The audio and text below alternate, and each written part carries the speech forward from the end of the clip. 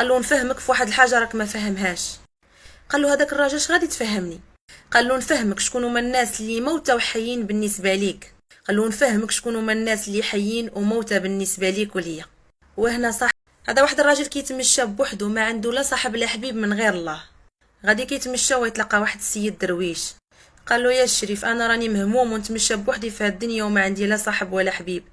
قال له يلاه تمشي معايا ولي صاحبي ونقريك على هاد الدنيا. قال له نفهمك في واحد الحاجه راك ما فهمهاش. قال له هذاك الراجل اش غادي تفهمني؟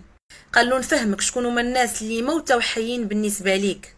قال له نفهمك شكون هما الناس اللي حيين وموتى بالنسبه ليك وليا. وهنا صاحبه تعجب وقال له معليش نتصاحب معاك، ولكن بدالي بالناس اللي قلتي عليهم هما موتى وحيين. قال له يلا نتمشاو ونمشيو للمقبره. فاش وصلوا للمقبره وقف حدا واحد جوج قبور وقال له اش كيبان لك في هاد القبور، واش موتى ولا حيين؟ قال له صاحبه هادو راه موتى ومدفونين. قال له راك غلط، قال له هادو حيين بالنسبه ليا انا. قال له فهمني شكون هما هادو، ما بغاش يفهمه. قال له يلا زيد نمشيك ونزيد نقريك. قال له باقي غادي نديك عند خالي وعند عمي. فاش وصلوا عند عمو قال له هذا عمي اش كيبان لك، واش حي ولا ميت؟ رد عليه داك الراجل وقال له هذا عمك انسان حي. قال له لا لا صاحبي هذا انسان ميت بالنسبه ليا.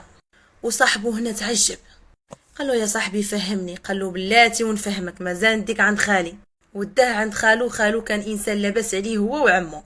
قال له يا صاحبي خالي اش كيبان لك، واش ميت ولا حي؟ قال له يا صاحبي خالك راه حي، اش قتلو؟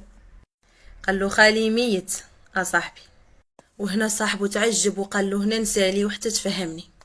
قال له فهمني في دوك الناس اللي ميتين وقلتي عليهم حيين، وهاد خالك وعمك اللي حيين وقلتي عليهم ميتين. قال له غادي نفهمك، هادوك الجوج اللي ديتك عندهم المقبره وقلت لك واش حيين ولا ميتين وقلتي لي راه ميتين وانا قلت لك حيين، انا بالنسبه لي حيين ماشي ميتين. قال له هاديك بومي. قال له انت كيبانوا لك موتى ولكن انا مازال في قلبي ويبانوا لي حيين. قال له باقي كنتفكر اش كانوا كيوصيوني واش كانوا كيقولوا لي. قال له عمي وخالي بانوا لك انت حيين، ولكن بالنسبه لي انا دفنتهم من هذه شحال. قال له صاحبو علاش؟ قال له مني كانت ميمتي حيه كان يركب علينا خالي صباح وعشيه. قال له ولكن منين دفنا الحنانه اللي هي ميمتي راحوا خلانا.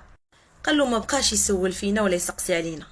قال له وانا نقلبهم، خالي وليت نتذكرو ميت وامي وليت نتذكرها حيه. قال له عمي حتى هو هكاك. قال له مني كان با حي كان عمي يسول فينا ويتشاور مع با في كل شيء، في الصغيره والكبيره.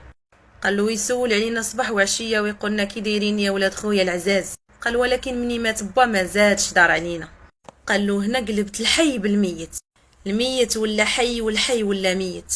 وكنتمنى الميساج يكون وصل، والله يرحم كل واحد ماتت له ميمته، والله يحفظكم. وراه هذا الوقت ما بقى حتى شي واحد من غير الله عز وجل، لا عمي ولا خالي.